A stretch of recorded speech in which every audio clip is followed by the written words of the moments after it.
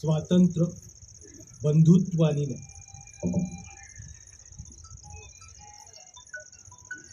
स्वातंत्र्य बंधुत्वानी न्याय या महामूल्यांसाठी ज्या ज्या महापुरुषांनी आपल्या देहाचं बलिदान केलं त्या सर्व महापुरुषांना विनम्र अभिवादन। विचारपीठावर उपस्थित आणि विचारपीठाच्या समोर उपस्थित सर्व मान्यवर बंधू आणि भगिनींनी, विचारवादळ या वृत्तवाहिनीच्या कृतज्ञता सोहळ्याच्या निमित्तानं मी शहापूरमध्ये आलेलो आहे आणि शहापूरचा आणि माझा जो ऋणानुबंध आहे अत्यंत जुना आहे। शहापूर म्हटलं की हे माझ्या मामाचं गाव आहे आणि मामाच्या गावाला आलो की ज्या पद्धतीनं माणसाला आनंद होतो त्या पद्धतीचा आनंद मला आज झालेला आहे। याचं कारण असं आहे की माझ्या बालपणापासून अनेक वेळा मी या ठिकाणी आलेलो आहे। मी स्वाध्यायामध्ये काम करत असताना या इथल्या असणाऱ्या शहापूरमधल्या लक्ष्मीनारायण मंदिरामध्ये भगवद्गीतेवरती प्रवचन करायसाठी आलो होतो। त्यामुळे मी यापुढे जे बोलणार आहेत त्यांनी तुम्ही लक्षात ठेवावं की धर्माचा माझा अभ्यास आहे।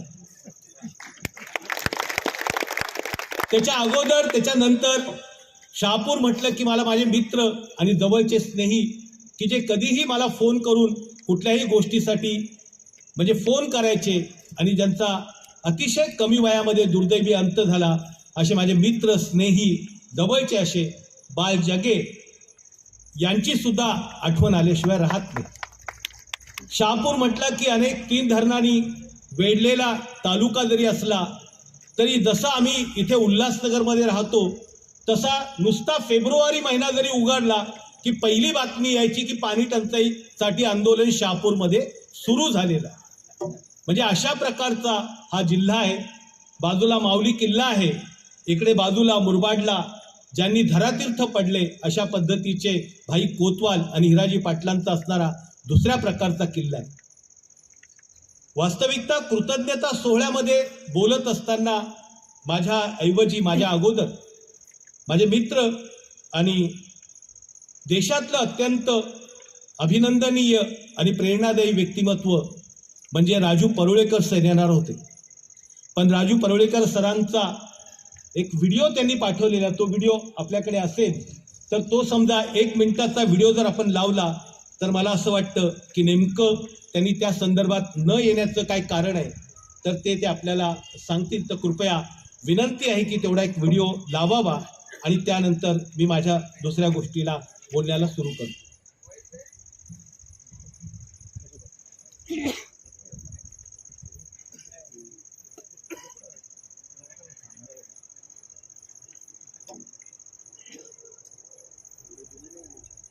मी लावताय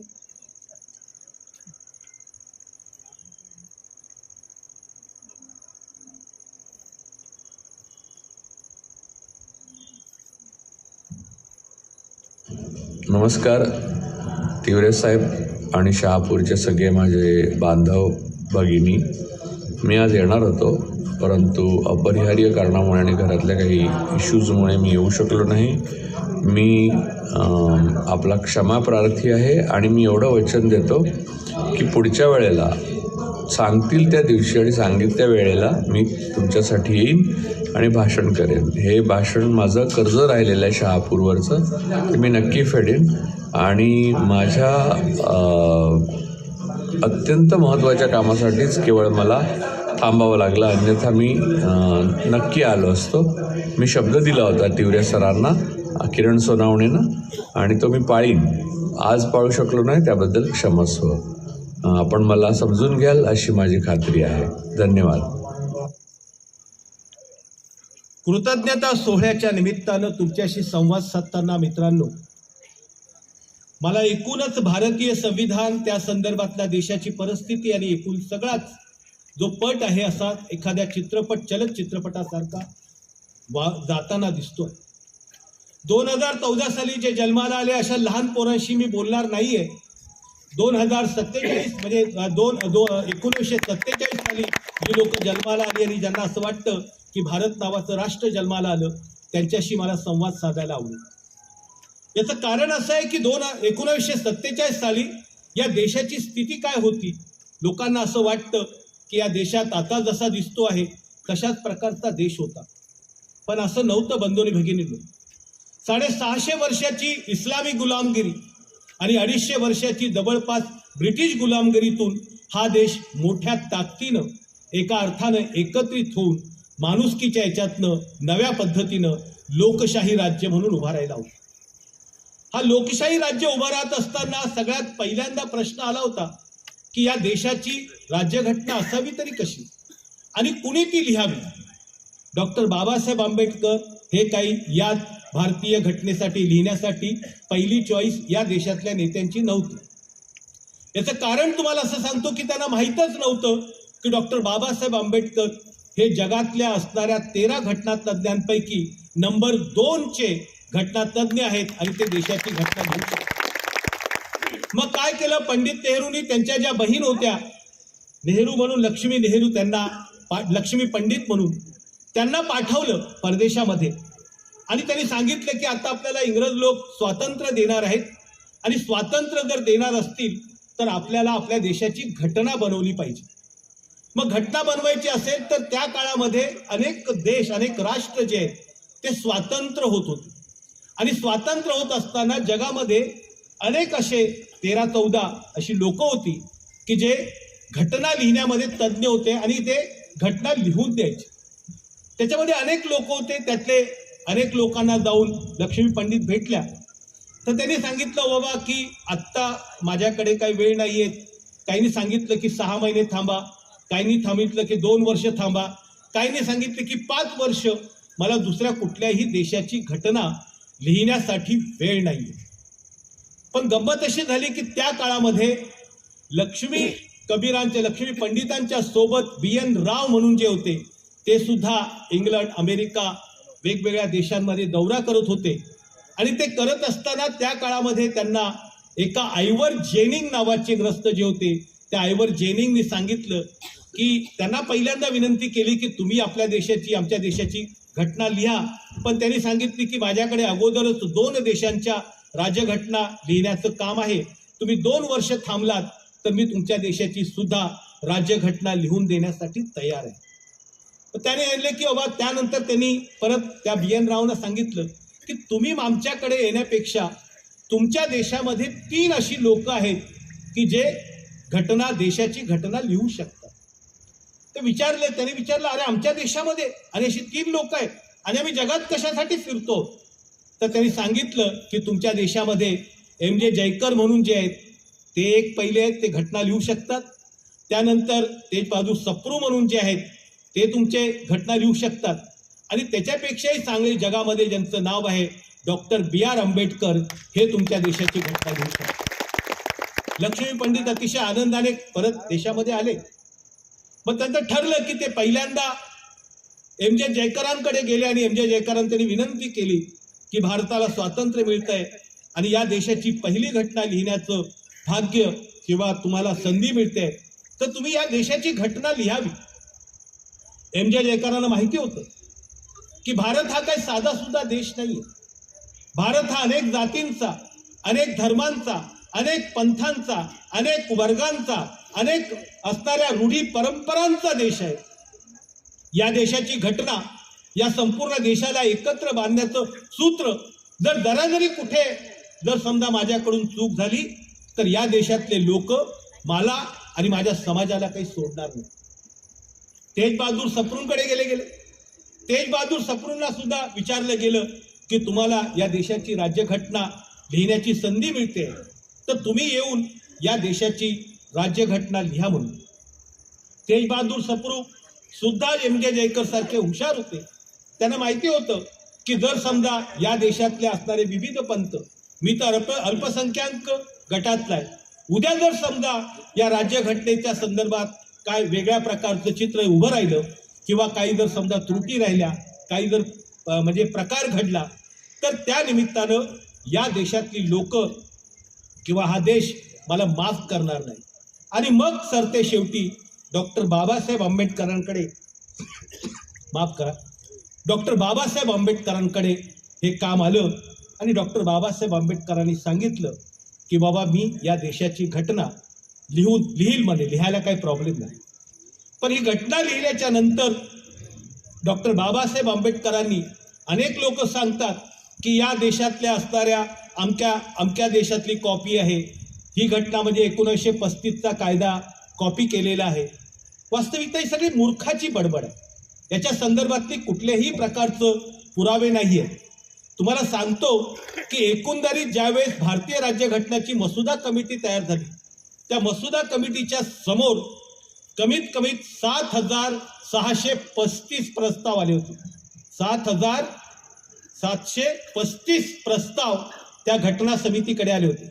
त्यापैकी 2,374 प्रस्तावावरती या राज्यघटनेच्या एकंदरीत त्याच्यामध्ये चर्चा झाली आणि त्यातनं सगळ्या प्रकारची चर्चा होऊन त्यानंतर 2 वर्ष 11 महिने आणि 17 दिवसांनी ही भारतीय राज्यघटना अवतरणीला आली. भारतीय राज्यघटना म्हणजे भारतीय राज्यघटना अचानक आलेली आहे का? जगामध्ये किती प्रकारच्या राज्यघटना आहेत हे जर विचार आपण केला तर जगामध्ये घटनेच्या संदर्भात बोलताना लिखित आणि अलिखित अशा प्रकारच्या घटना आहेत. त्याच्यानंतर इव्होल्युशन झालेली एक राज्यघटना असते, रेव्होल्युशन मधून आलेली राज्यघटना असते. तर भारतीय राज्यघटना कशी आहे? तुम्ही जर पाहिलं तर इंग्लंडची राज्यघटना जी आहे ती इव्होल्युशन मधून आलेली आहे. त्यांचे पारंपरिक कायद्यातून होत पुढे होत त्यातलं दुरुस्ती होत तशा प्रकारची सर. तुम्ही अमेरिकेची आणि रशियाची राज्यघटना जर पाहाल तर ती जी आहे ती रेव्होल्युशन मधून आलेली राज्यघटना आहे. तिथे क्रांती घडली, लोकांनी आपल्या स्वतःचं राज्य केलं आणि नव्या प्रकारची क्रांतीतून आलेली राज्यघटना. पण आपल्या भारताची राज्यघटनेचा ज्यावेळेस आपण विचार करतो त्यावेळेस भारतीय राज्यघटना ही एव्होल्युशन मधून पण आलेली आहे, रेव्होल्युशन मधून पण आलेली आहे आणि त्याच्याबरोबर डेलिब्रेशन मधून सुद्धा आलेली आहे. त्याचं डेलिब्रेशन म्हणजे काय? तुम्ही पहा की इव्होल्युशन म्हणजे आपल्याकडे पहिला कायदा 1909 साली आला, दुसरा कायदा 1919 साली आला, तिसरा कायदा 1935 साली आला आणि त्यानंतर भारतीय राज्यघटना आपल्याकडे आली. त्यामुळे इव्होल्युशन होत आलेली आपली ही घटना आहे. क्रांती म्हणजे या देशात असणाऱ्या ब्रिटिशांचं राज्य हटवून आपण या इथे असणाऱ्या लोकांनी क्रांती केली आणि आपलं स्वतःचं राज्य स्थापन केलं. त्यामुळे या देशाची घटना ही क्रांतीतून म्हणजे रेव्होल्युशन मधून आली. या देशाची राज्यघटना ही डेलिब्रेशन मधून आलेली आहे. डेलिब्रेशन म्हणजे संवादातून आलेली आहे. तुम्ही पहा की ज्याला कुणाला भारतीय राज्यघटना कशी घडली पाहिजे असेल तर त्याचे 10 खंड आहेत. डिबेट्सचे 10 खंड ठेवलेले आहेत. ते 10 खंड जर तुम्ही वाचले तर तुम्हाला असं कळेल की एका गोष्टीवरती त्या ठिकाणी 1-1, 2-2, 4-4 दिवस त्या संदर्भातली चर्चा चालू होती. राज्यघटनेचं पहिलं कलम जे आहे ते पहिलं कलम काय सांगतं की इंडिया दॅट इज भारत. त्यामुळे तुम्ही दुसरी कुठलंही नाव घेत असाल तर या देशाला ते लागू होत नाही. हा देश इंडिया दॅट इज भारत आहे. त्यानंतर या देशातल्या असणाऱ्या वास्तविकता आत्ता आपण पाहतोय की या ठिकाणी 2023 साली मिंट नावाच्या असणाऱ्या एका साप्ताहिकामध्ये या देशातल्या असणाऱ्या नीती आयोगाचे जे प्रमुख आहेत विवेक देबरॉय, त्यांनी एक आर्टिकल लिहिलं की या देशाची राज्यघटना बदलण्याची वेळ आलेली. वास्तविकता विवेक देबरॉय जे आहेत ते काही नवीन बोलत नाहीये. या देशाची राज्यघटना बदलली पाहिजे अशा पद्धतीची पहिले अगदी 1947 साली ज्यावेळेस घटना समिती चालू होती त्या काळात या देशातल्या असणाऱ्या ऑर्गनायझरमध्ये या देशातली जी लोक होती त्या देशातल्या लोकांनी ऑर्गनायझरमध्ये डॉक्टर बाबासाहेब आंबेडकर राज्यघटना लिहित असताना या देशाला नवीन घटना कशाला पाहिजे, या देशात तर अगोदरच घटना आहे आणि अशा प्रकारचं करून डॉक्टर बाबासाहेब आंबेडकर आणि एकूण घटना समितीवरती त्या संदर्भामध्ये टीका उचलली होती. पण मग काय झालं? आज या ठिकाणी तुम्ही पाहिलं की भारतीय राज्यघटनेचं वाटप करण्यात आलं. तुम्ही म्हणाल की मी एक प्रस्ताविका वाटलेली आहे आणि तुम्ही असं म्हणता आहात की भारतीय राज्यघटनेचं वाटप केलं.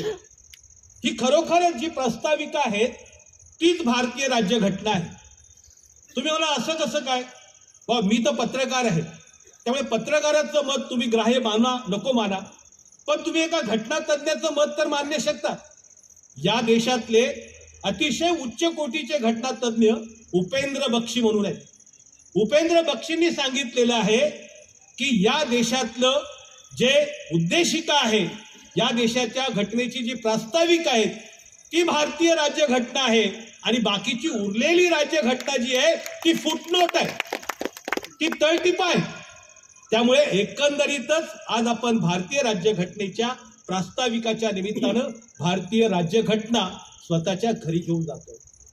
या भारतीय राज्यघटनेच्या संदर्भात जे बदल करणारे लोक आहेत ते ठराविक वर्गाचे, ते खूप कमी आहेत, पण ते नेहमी एक प्रकारचा त्यांचा जो अजेंडा असतो तो सातत रेटत असतात. पण आपण काय असतो की आपण वेगवेगळ्या ठिकाणी विभागलेले असतो, आपण एकमेकांशी बोलत नाही. आता सुद्धा ते अल्पसंख्याक आहेत, आता सुद्धा देशामध्ये त्यांना 32% वरती मतदान नाहीये. त्यांच्या विरोधात 68% लोक आहेत, पण 68% लोक एकत्र नाही आहेत म्हणून ते टिवटिव करतात. त्यामुळे त्या काळापासून भारतीय राज्यघटनेच्या विरोधात बोललं जात होतं. इतकंच काय, अटल बिहारी वाजपेयींचं सरकार आलं त्यावेळेस सगळ्यात पहिल्यांदा भारतीय राज्यघटनेचा पुनर्विलोकन आयोग नेमण्यात आला. पुनर्विलोकन आयोग नेमण्याच्या ऐवजी त्या काळामध्ये इंडिपेंडंट नावाच्या मॅगझिनमध्ये एक आर्टिकल लिहिलं गेलं होतं. त्या आर्टिकलमध्ये असं लिहिलं होतं की जर समजा तुम्हाला भारतीय राज्यघटनेचं पुनर्विलोकन करायचं असेल तर त्याच्या अगोदर आत्तापर्यंत जी काही कामं झाली त्या संदर्भात भारतीय राज्यघटनेप्रमाणे किती कामं झाले त्याचा आढावा घ्या. त्याचा आढावा न घेता, त्याचं ऑडिट न करता भारतीय राज्यघटनेचं पुनर्विलोकन. याचं कारण काय आहे की या देशातल्या असणाऱ्या व्यवस्थेला, या देशातल्या असणाऱ्या बहुजन समाजाचं नेतृत्व बिलकुल मान्य होत नाही. मला खूप आनंद वाटतोय काशीनाथ तिवरे सरांचं खरं म्हणजे अभिनंदन करायला.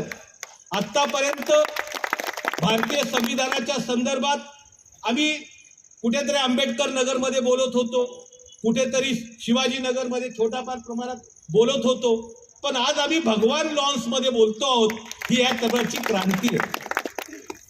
काय सांगत होतो मी याच्या प्रकारामध्ये की भारतीय राज्यघटना ज्या पद्धतीनं काम करते त्यातलं जे कलम आहे त्यातल्या पहिल्या कलमातल्या असणारं 12 नंबरचं कलम पहिल्यांदा आलं आणि 12 नंबरच्या कलमाच्या नुसार पहिला कायदा पास झाला.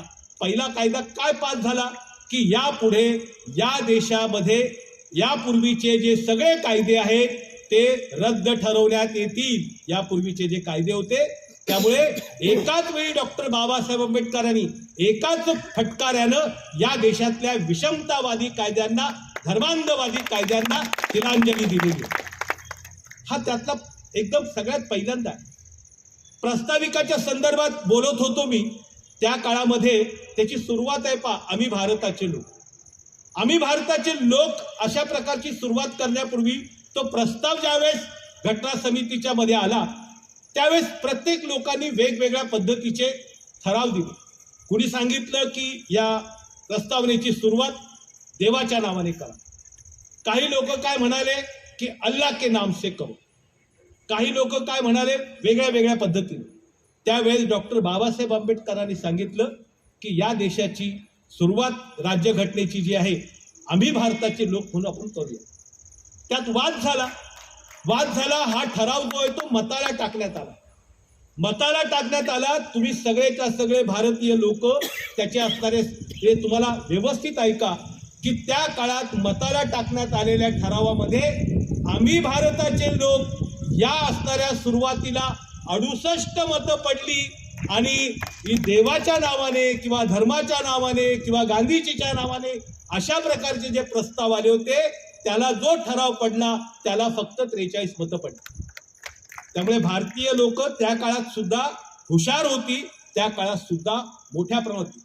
वास्तविकता डॉक्टर बाबासाहेब आंबेडकरांचं काय देवाशी वाकडं होतं काय? असं काही नाहीये. याचं कारण तुम्हाला असं सांगतो की देश चालवत असताना माणसं चालवतात, माणसं व्यवस्था निर्माण करतात, माणसं त्या संदर्भातली कामं करतात. त्यामुळे माणसाचा माणसाशी जो संबंध आहे त्या संदर्भातली घटना असली पाहिजे त्याच्यासाठी देवानं आपल्याला जे दिलेले आहे, देवाने मेंदू दिला आहे, पंचेंद्रिय दिले आहेत, सगळ्या प्रकारच्या गोष्टी दिल्या आहेत, देवानं आपलं काम केलेलं आहे. पण माणूस म्हणून तुम्ही तुमचं काम करतायत की नाही ते जर करण्यासाठी असेल तर आम्ही भारताचे लोक, आम्ही आमच्या कामाला जबाबदार आहे. देव त्याला कुठल्याही प्रकारचा त्याचा हस्तक्षेप नाहीये, त्याचं काही काम नाही. या घटनेतलं असणारं तुम्ही जर पाहिलं महत्वाचं जे कारण आहे की त्यात जर आपण पाहिलं तर त्यातल्या 13 कलमापासून तर 30 कलमापर्यंतचे महत्वाचे मूलभूत अधिकारांचं कलम आहे. त्यातला 13वा तुम्हाला सांगितलं, 12-13 तुम्हाला सांगितलं मी. 14वा जो कलम आहे ते समतेचं तत्व आहे की या देशामध्ये सगळ्या लोकांना समान पद्धतीनं वागवलं गेलं पाहिजे. त्यानंतर त्या संदर्भात कुठल्याही प्रकारचा भेदभाव करता कामा नये. 15वं कलम आहे की वंश, जाती, धर्म याच्या संदर्भात कुठल्याही प्रकारचा तुम्ही भेदभाव करता कामा नये. 15(4)च्या निमित्तानं तुम्हाला नोकरी करण्याचा अधिकार आहे. त्यानंतर 16वं कलम या संदर्भातच आहे. 17वं कलम अस्पृश्यता निर्माणचं आहे, कुठल्याही पद्धतीने कुठल्याही माणसाची अस्पृश्य करता येणार नाही. आणि 19वी कलम आहे ज्या कलमाच्या अधिकारी मी तुमच्याशी बोलतोय, तुम्ही ते ऐकता आहात आणि बाकीचे सगळे लोक जे काही संघटन करायचं आहे माझ्या याच्याप्रमाणे 7 तुम्हाला स्वातंत्र्य जे मिळाले ते कलम 29च्या निमित्ताने. ही सगळी कलमं सांगायची कारण असे आहे की भारतीय राज्यघटनेला विरोध करणारे लोक नेमके कोण आहे हे तुमच्या लक्षात यायला पाहिजे, म्हणून मी सांगतोय. काय देशाची परिस्थिती आजकालच्या काळामध्ये, भारतीय राज्यघटना अक्षरशः नष्ट करण्याचा, त्याला बाजूला काढण्याचा, त्याचा फक्त कव्हर ठेवायचं आणि आतला आत्मा काढून घेण्याची षडयंत्र या देशामध्ये मोठ्या प्रमाणात सुरू आहे. कशा प्रकारचं षडयंत्र सुरू आहे? माझे मित्र राज असरुणकरांनी काही उदाहरणं दिली, मी काही उदाहरणं तुम्हाला देणार आहे. आज देशामध्ये ज्या पद्धतीचं वातावरण आहे त्यातनं तुम्हाला असं दिसतंय की आता पूर्वी म्हणजे आजपासून ज्यावेळेस मी चळवळीत काम करत होतो त्यावेळेस स्टेजवर चढण्याच्या पूर्वीच कुठला तरी LIBचा माणूस यायचा आणि पटकन एक नोटीस द्यायचा, पटकन एक कागदपत्र द्यायचा आणि सांगायचा की सोनवणे साहेब तुम्हाला ही आम्ही नोटीस बजावतोय, तुम्ही कुठल्याही पद्धतीनं म्हणजे लोकांना भडकवणारं भाषण करता कामा नये, लोकांना असं करता कामा नये. आता परत एकदा ती सुरुवात सुरू झालेली आहे. गेले जवळपास महाराष्ट्रभर मी व्याख्यानं करत असताना पहिल्यांदा इथे खरं म्हणजे इथल्या पोलिसांना माझं नाव माहिती आहे की नाही माहीत नाही, पण त्यावेळेस पहिल्यांदा तिथे मी जळगावला गेलो असेल तर तिथे पोलीस लोक आले, मी अंमळनेरला गेलो असेल तिथे पोलीस लोक आले, मी आत्ता मध्यंतरी सातारला गेलो होतो, सातारला पोलीस लोक आले. वास्तविकता आम्ही भारतीय राज्यघटनेच्या बाहेर काही बोलत नाही. याचं आत्तापर्यंत लोक येत नाहीये, जास्त बोलत नाहीयेत, माझ्याकडे हे करत नाहीयेत. याचं कारण असं आहे की अजून मी तितका दखलपात्र झालेलो नाहीये असं मला वाटतंय. थोड्या दिवसांनी अजून दखलपात्र होईल, त्यावेळेस परत तशा पद्धतीची लोक येतील आणि तशा पद्धतीच्या पोचपावत्या मला मिळतील. वास्तविकता तुम्हाला स्पष्टपणे सांगतो, आम्ही ठरवून टाकलेलं आहे की या देशामध्ये संविधानाच्या विरोधात जो माणूस असेल त्याच्या विरोधात त्या बोलल्याशिवाय आम्ही थांबणार नाही. मग तुम्ही आम्हाला जेलमध्ये टाका, पोलिसात टाका, खोटे गुन्हे टाका, आम्हाला ठार मारा, आमच्या घरावरती बुलडोजर चालवा, तुम्ही काही केलं तरी आम्ही तुम्हाला या देशाची एकात्मता, या देशातलं बंधुत्व, या देशातल्या स्वातंत्र्याच्या मूल्यांना हात लावू देणार नाही, ही आमची प्रतिज्ञा आहे. त्यामुळे हे परिस्थिती आहे. त्यामुळे आम्ही बोलत असताना तुम्ही पहा की देशामध्ये कशा प्रकारची परिस्थिती आहे. आज देशातल्या असणाऱ्या विरोधी पक्षातल्या सरकारांना त्या संदर्भामध्ये गव्हर्नरच्या माताने त्यांची एक तर पॉवर काढून घेतली जाते किंवा गव्हर्नरच्या नावाने सतावलं जातं. आपण सुद्धा तो अनुभव घेतलेला आहे. उद्धवजी ठाकरे ज्यावेळेस मुख्यमंत्री होते त्या काळात एक काळी टोपीवाला इथे गव्हर्नर होता. त्या गव्हर्नरला महात्मा फुले वगैरे कोण, सावित्रीबाई फुले म्हणून कोण माहीत नाही, छत्रपती शिवाजी महाराज म्हणून कोण नाही, आणि ते बावळट ध्यान इथं काही बोलत होतं आणि त्याने अशा पद्धतीच्या या ठिकाणी या देशातलं असणारं एकंदरीत या राज्याचं वाटोळं केलं. अशा प्रकारची माणसं आहेत. तिथे दिल्लीमध्ये केजरीवाल आहे. केजरीवाल ज्या पद्धतीनं काम करतायत ते सहन होत नाही, म्हणून त्या काळामध्ये स्वयंपूर्ण राज्य होतं तर लगेच घाईघाईने अमित शहाने कायदा पास केला आणि त्या राज्याचे सगळे अधिकार आपल्याकडे घेतले. या देशावरती ज्या देशातली असणाऱ्या सीमा असुरक्षित आहेत, या देशामध्ये असणारं मिझोराम असेल, मणिपूर असेल, पंजाब असेल, पंजाबचे शेतकरी सीमेवर उभे थांबलेत. सीमेवर येऊन थांबलेले आहेत त्यांच्यावरती अश्रुधूर सोडले जातात, रबरच्या बुलेट मारले जातात, जणू काही भारत पाकिस्तानची सीमा असेल अशा पद्धतीने तिथे लोक उभे केले जातात त्यांच्यासाठी. आणि त्यांनी केलेल्या ट्रॅक्टरला टँक म्हणतात ही लोक. हे जे पत्रकार गोदी मीडियाचे पत्रकार आहेत त्यांना तर वास्तविकता तुम्ही प्रत्येकानं खऱ्या अर्थानं देश बदलायचा असेल ना तर पहिल्यांदा चॅनल पाहणं बंद करा. याचं कारण सांगतो तुम्हाला मी, याचं कारण तुम्हाला सांगतो की देशामध्ये 300 चॅनल्स आहेत आणि 300 सगळेच्या सगळे चॅनल्स आणि वृत्तपत्र जी आहेत ती सगळीच्या सगळी भांडवलदारांची आहे आणि ते सगळे भांडवलदार त्या मोदीच्या गाठीला बांधलेले आहेत. मोदी त्यांचा एक प्रकारचा पपेट आहे. ते सगळे भांडवलदार राज्य चालवतात. भांडवलदार जसं सांगतो तशा पद्धतीने मोदी बोलतो, हा आजचा प्रकार आहे. त्यामुळे त्या पद्धतीने तुम्ही जोपर्यंत ते बंद करत नाही तोपर्यंत तुम्हाला कळणार नाही. त्यांनी टँक आणले की शेतकऱ्यांच्या बातम्या दाखवल्या जात नाही, इथे वेगवेगळ्या पद्धतीच्या घटना होतात त्याच्या संदर्भातलं रिपोर्टिंग केलं जात नाही. त्यामुळे तुम्ही वादळ वार्तासारखं जे वृत्तपत्र असेल, युट्यूब चॅनल असेल ते पाहत चला. याचं कारण असं आहे की आता आपण भांडवलदारांच्या मीडियावरती अवलंबून न राहता आता आपल्याला लोक मीडिया उभा केल्याशिवाय पर्याय राहणार नाही. लोक मीडिया म्हणजे काय? तुम्हाला जर समजा शहापूरच्या चांगल्या बातम्या हव्या असतील तर तुम्ही ठरवा की या 4 पत्रकारांनी शहापूरचा मीडिया चालवायचा. तुमच्या शहापूरमधल्या माणसांनी त्याला दर महिन्याला फक्त 10,000 रुपयाचा जरी जीपे केला तरी मी तुम्हाला सांगतो की आज तक आणि झी टीव्ही पेक्षा चांगलं चॅनल ते चालवतो. याचं कारण असं आहे की ज्या पद्धतीचा मीडिया इथे चालतोय तो मीडिया, लोक असं म्हणतात मीडियाची मुस्कटदाबी होते. मीडियाची बिलकुल मुस्कटदाबी होत नाहीये. मीडियाला मलाई मिळते, मीडियाला जाहिराती मिळत आहेत. मीडियातले लोक त्या ठिकाणी आजकाल तर पूर्वी संपादक वगैरे पत्रकारांची म्हणजे नेमणूक करायची. आजकाल चॅनलच्या पत्रकारांची नेमणूक आणि चॅनलच्या संपादकांची नेमणूक जी आहे ती राजकीय पार्टीच्या ऑफिसमधून होते. त्या राजकीय पार्टीचं ऑफिस सांगतो की अरे हा पत्रकार जो आहे हा आमच्या विरोधात बोलतो, याला बदला, हा आम्ही सांगतो याला ठेवा, हा आमचं काम करेल. त्यामुळे पहिल्यांदा ह्या असणारा गोदी मीडिया बघणं आपण बंद केलं. वास्तविकता पत्रकारितेची स्थिती आजच खराब झालेली नाही. तुम्हाला मी सांगतो की 1999 पासून या भारतीय पत्रकारितेची अवस्था खराब झालेली आहे. भारतीय परिस्थितीची अवस्था कशी खराब झालेली आहे? त्या काळामध्ये टाइम्स ऑफ इंडियाचे जे प्रमुख होते त्या टाइम्स ऑफ इंडियाचे प्रमुख ललित जैन म्हणून होते. त्यांनी ललित जैननी त्या संदर्भामध्ये एक प्रकारचं मुलाखत देताना सांगितलं होतं की now we are not in the field of the journalism, we are in the business of info entertainment and info. आम्ही इन्फो एंटरटेनमेंट, माहिती आणि मनोरंजनाच्या युगामध्ये आम्ही या ठिकाणी काम करणारे लोक आहोत आणि त्यामुळे त्या पद्धतीनं या ठिकाणी ही चालवलं जातंय.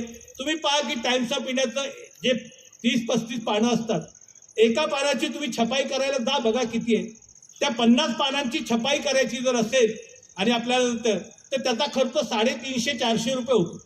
350-400 रुपये खर्च करून तो जो 35 पानाचा पेपर आहे तुम्हाला 10 रुपयाला जर तो व्यक्ती देत असेल तो उरलेले पैसे तो कुठून घेतो?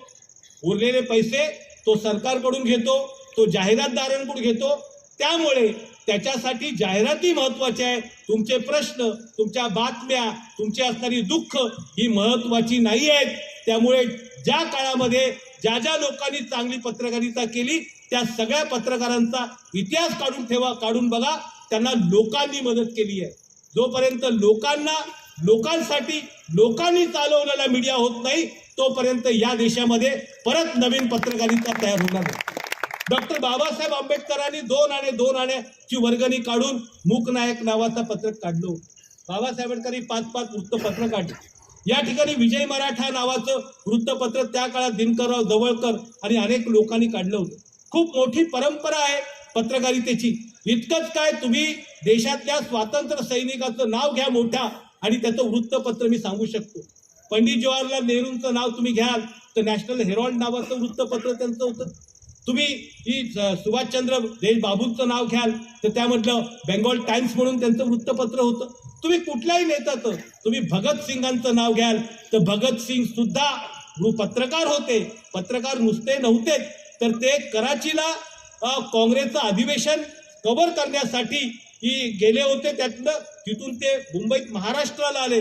महाराष्ट्राला आल्यानंतर ते बाकीचं कांड म्हणजे बाकीच्या हल्ला करण्याच्या पूर्वी किंवा वेषांतर करण्याच्या पूर्वी ते या ठिकाणी रायगडावर गेले. रायगडावरती भगतसिंगांनी दर्शन घेतलं आणि दर्शन घेऊन मग ते नंतर पुढच्या कामाला गेले. त्यामुळे अशा प्रकारचे कुठल्याही गोष्टीने सुरुवातीच्या काळामध्ये अशी ध्येयवादी पत्रकारिता होती. पण नंतर या ठिकाणी भांडवलदारी लोक घुसले आणि भांडवलदारांना कळालं की या ठिकाणी याच्यातनं फायदा मिळतो आणि राजकीय लोकांना सुद्धा खिशात ठेवता येतं. खिशात दोन प्रकारे ठेवता येतं. एक तर त्यांना दम देता येतो, दुसरं त्यांच्याकडून फायदा करून घेता येतं. तुम्ही महाराष्ट्रात फिरलात तर प्रत्येक जिल्ह्यामध्ये एका वृत्तपत्राचं कमीत कमी 2-2, 3-3 एकरामध्ये किंवा 10-10, 15-15 गुंठ्यामध्ये ऑफिस असल्याचं तुम्ही पाहाल. ही त्यांनी सरकारकडून लुटलेली ही मालमत्ता आहे. पण ते सरकारकडून लुटून सुद्धा लोकांचं काम करत नाही. अशा प्रकारची वृत्तपत्र आपण या देशात पाहिलेली आहे. त्यामुळे येणाऱ्या काळामध्ये आपल्याला या गोष्टीमध्ये बदल घडवावे लागणार आहे. वास्तविकता या देशाचा प्रश्न काय हो?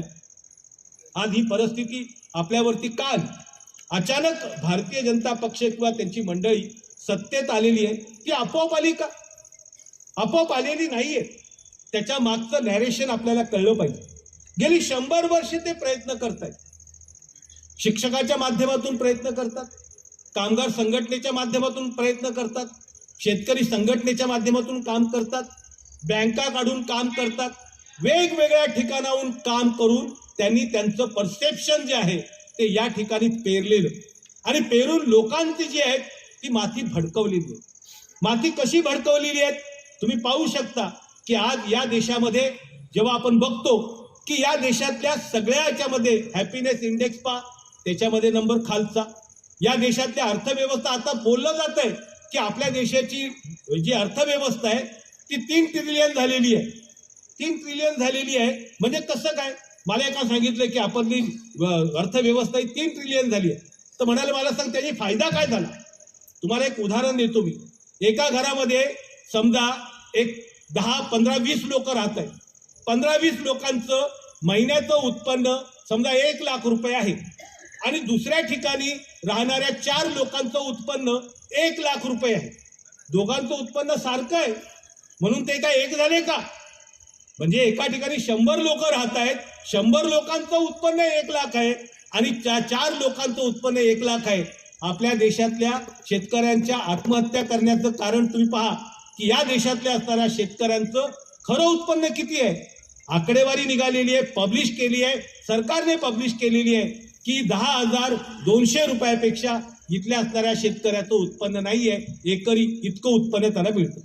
म्हणजे या प्रकारची परिस्थिती आहे. इथल्या कामगारांची स्थिती काय?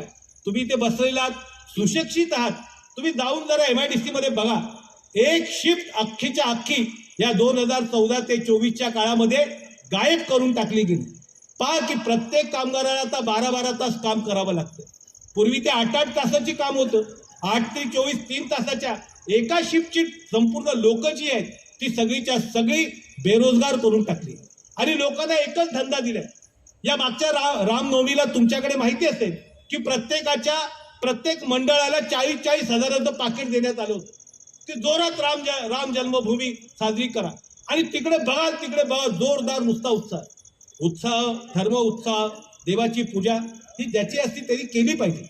पण धर्म करत असताना धर्म सांगतो का हो जाऊन मस्जिदवरती झेंडे लावा? धर्म सांगतो का हो चर्चवरती जाऊन झेंडे लावा?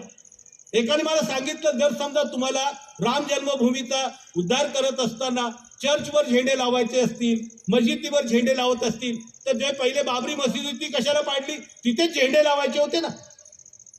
अशा पद्धतीचं प्रतीक. वास्तविकता कुठलाही धर्म हा त्याग शिकवतो, परोपकार शिकवतो, त्या संदर्भातली अहिंसा शिकवतो, सत्य शिकवतो. पण आपल्याकडे त्या पद्धतीचं आहेच नाही. या देशातल्या धर्माचं एक मूळ ठराविक लोकांचा जो धर्म आहे तो सांगतात की आमच्यापेक्षा कोणी श्रेष्ठ असता कामा नये, आमच्यापेक्षा वरिष्ठ कोणी असता कामा नये. मी एकाला विचारलं की बाबा रे 650 वर्ष या देशामध्ये इस्लामचं राज्य होतं. त्या काळामध्ये 4% फक्त मुस्लिम होते, 96% हिंदू होते. कधी झाले हिंदू राष्ट्र? आणि तुम्ही 96% होतात तर तुम्ही का नाही लढाई करून त्यांना हरवलं? एवढ्या कुठल्या प्रकारचा पराक्रम होता? त्यानंतर 1.5 ते पावणे 2 लाख फक्त ब्रिटिश होते. त्या काळामध्ये या देशाची लोकसंख्या साधारणतः 22 ते 23 कोटी होती. 1.5-2 लाख असणाऱ्या ब्रिटिशांनी या देशावरती 150-200 वर्ष राज्य केलं. आपण कुठल्या प्रकारची व्यवस्था होतो? याचं कारण असं सांगतो मला की या देशातल्या बहुजनांना, या देशातल्या गोरगरिबांना, या देशातल्या वरिष्ठ लोकांनी कधी आपल्या सोबत घेतलं नाही, म्हणून हा देश गुलामीत राहिलेला होता. ज्यावेळेस महात्मा गांधींनी आवाज दिला तेव्हा इथे असणारा तेली, तांबोळी, साळी, माळी, कोळी यातला असणारा गोरगरीब माणूस महात्मा गांधीच्या बाजूने उभा राहिला, म्हणून हे राष्ट्र स्वातंत्र्य झालं. त्याचं स्वातंत्र्य झालं नव्हतं. हा फॉर्म्युला महात्मा गांधीचा नव्हता. हा फॉर्म्युला छत्रपती शिवाजी महाराजांचा होता, ज्यानं 12 बलुतेदार मावळ्यांना एकत्रित केलं. मग तिथे लोकांचे असणारे गुण पाहून त्या ठिकाणी उभं केलं, त्यांच्यातून ते स्वराज्य निर्माण झालं. तशाच पद्धतीचा फॉर्म्युला या ठिकाणी गोरगरिबांना केला. तुम्ही पाहू शकता की डॉक्टर बाबासाहेब आंबेडकरांनी एक पुस्तक लिहिलंय. तुम्ही आज घरी जाण्याच्या अगोदर किंवा डायरीवर लिहून घ्या की हू वेअर शूद्रा. शूद्रपूर्वी कोण होते? वास्तविकता खूप लोकांना कळत नाही. शूद्रपूर्वी कोण होते म्हणजे त्यांना असं वाटतं की डॉक्टर बाबासाहेब आंबेडकरांनी हे जे पुस्तक आहे इथल्या महार, मांग, सांबार, आदिवासी, ढोर, कैकाडी, बैकाडी यांच्यासाठी लिहिलं. बिलकुल नाही. त्यांना तर अस्पृश्य म्हटलं जायचं. ते शूद्र नव्हते, या व्यवस्थेच्या अजून बाहेरचे होते. शूद्र म्हणजे कोण? या देशातला असणारा 85% बहुजन समाज, मग तो कुंभार असेल, लोहार असेल, माळी असेल, साळी असेल, कुणबी असेल, मराठा असेल, हे सगळेच्या सगळे लोक या व्यवस्थेमध्ये शूद्र मानले जायचे. जगातला हा एकमेव धर्म आहे, जगातला एकमेव विचार, एकमेव धर्म सांगतो की हा शूद्र आहे, हा वैश्य आहे, हा अमका आहे, हा टमका आहे, हा नीच आहे, तो त्याच्यापेक्षा नीच आहे, तो त्याच्यापेक्षा नीच आहे, असं सांगणारा जगातला हा एकमेव धर्म पाहिला मी. एकमेव की ज्याच्यामध्ये माणूस माणसाचा द्वेष करतो, विषमता करतो, त्याच्या संदर्भातली एकमेकाला माणुसकी म्हणून मानत नाही. तुम्ही वारंवार कधीही संतांचं नाव घेऊ नका. माझे मित्र राज असुरकरांना मी बोलवतो की मी एकाला सांगा आम्हाला की तुमच्या असणाऱ्या सनातन धर्मामध्ये जे मुळातच सनातन धर्म जेवढा म्हटला जातो तेवढा वेद, उपनिषद, ब्राह्मण्यक, अरण्यके हे सगळ्या प्रकारचा जो धर्म आहे त्याच्यामध्ये माणसाशी माणसासारखं वागावं अशी एक तरी ओळ दाखवा. अशी एक ओळ दाखवा, आम्ही तुमच्या बरोबर येऊ. अशी एक ओळ नाही. सगळा काही संघर्ष झाला तो संतांनी केला. सगळा जो संघर्ष केला तो बुद्धाने केला. सगळा जो संघर्ष केला तो चार्वाकाने केला. या देशातल्या असणाऱ्या नंतरच्या असणाऱ्या लोकांनी केला. पण या देशामध्ये या देशातील लोकांना भारतीय लोक एकत्र येण्याचे चालत नाही. या देशातील लोकांना या देशातील लोक एकात्म झाल्याचे करत नाही. या देशातील लोक फक्त हिंदू म्हणून उभे राहिल्याचे चालत नाही. याचं कारण असं आहे की तुम्ही कुणालाही सांगा की मी असं समजा उभं राहिलं की मी हिंदू आहे, तर त्याचं समाधान होत नाही. हिंदू म्हणजे कोण? मग तुम्हाला तो नाव विचारेल, तुमचं नाव काय? काय तुमचं नाव? फडणवीस आहे, कांबळे आहे, पाटील आहे, काय? पाटील म्हटलं सुद्धा त्याचं होत नाही. पाटील म्हणजे नेमकं कोण?